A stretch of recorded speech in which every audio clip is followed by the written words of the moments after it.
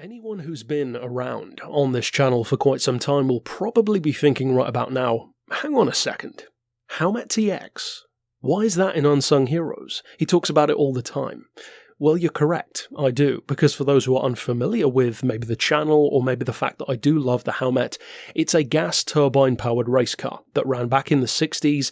The TX stands for Turbine Experimental, and it's a very significant car for a number of reasons. Not only is it a significant car because it's gas turbine-powered in general, but far more so because it's the only gas turbine-powered race car to, of course, ever win a race, which is kind of a big deal in the gas turbine world. I love it. I love everything about it. The look, the sound, the performance, of course, the fact that it won makes a massive difference as well. And I also happen to think that it's probably the prettiest gas turbine-powered race car ever as well. The Lotus Type 56 ain't exactly a looker. It looks like a doorstop. However, why is it featured in Unsung Heroes? Because many of you already know about the Howmet. In fact, a lot of people know about the Howmet TX. So why are we talking about it? Well, here's the thing.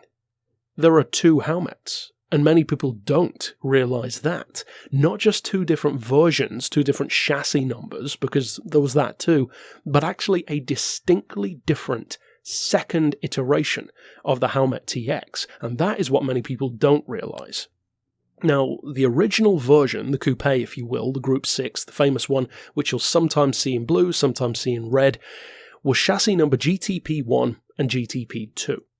Now, at the end of the car's run, after they deemed it to be too costly and too complicated and not reliable enough to continue racing it, which are all unfortunately very familiar things to heard said about a gas turbine-powered car, they decided that after all they had a victory under their belt, so before they had to give back the Continental turbine engines to Continental, of course, because for those who don't know, they actually never owned the engines, they were leased from the company and only allowed to use while they were racing the cars, they decided, well, if we're going out on a high note, why not try and go for some speed records? Because again, it's a clever idea. There aren't exactly a lot of rivals out there for a car like this. There is not a lot of competition in the gas turbine world, so why not take it on? The Lotus 56 is a completely different vehicle. The Rover BRMs from back in the day are hardly a rival for it, so why not? You've got a car right there with gas turbine power.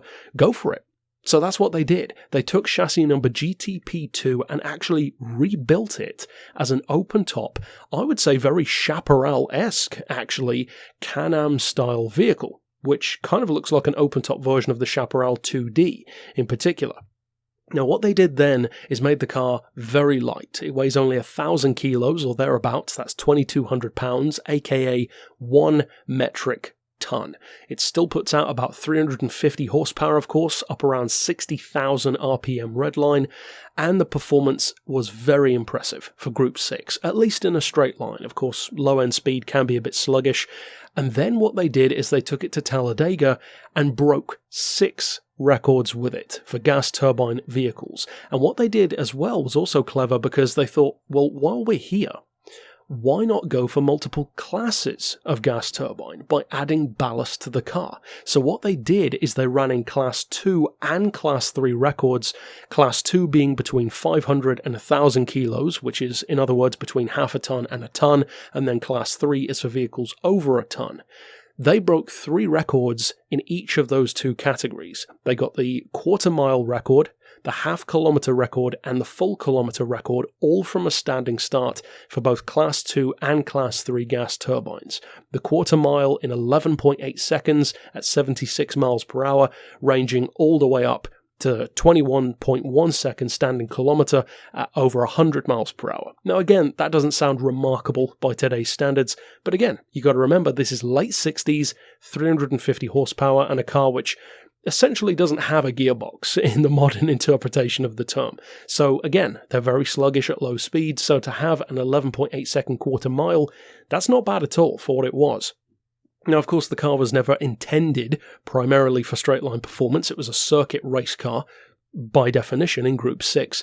So these speed records are a big deal. Now, I haven't checked as to whether or not any of these were beaten later on, but I wouldn't be surprised if they never have, because once again, we haven't exactly seen a huge amount of rivalry in this category. I mean, what would be the closest thing? I guess the Lotus Type 56, and that's about it. Beyond that, I can't think of many others after this date that I'm aware of that could have even rivaled it if they wanted to, let alone cars that were actually built. So ultimately, it's a car which certainly doesn't have the pedigree of the Mark I, if you will. It doesn't have the racing exploit that it had with that single victory, and it's certainly not as well known. But at the end of the day, that's kind of the point. That's why it's here. I think it's a very cool car. I certainly don't have the same love for this one that I do for the regular coupe. I personally think the hardtop version looks better. Of course, it's more significant, and it's just, the original. It has that certain purity to it, but it's still very cool, I think, that there is even a completely different second Howmet model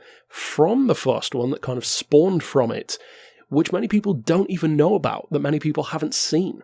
So ultimately, that's it for this pick. Relatively brief episode, partially because I don't want to go over a ton of information that I've already discussed about the Howmet anyway, because as I said, I have talked about it on the channel before. So if you would like to know more about the TX, the original one, then I've put probably at least 2 links in the description. I'll have to check while I'm editing the video, but there should be at least 2 links down there to my HSG Top 50 series and my Gran Turismo 7 wishlist series, where I talk about the car, the original that is, in a more in-depth way for those who maybe are not familiar at all with Howmet.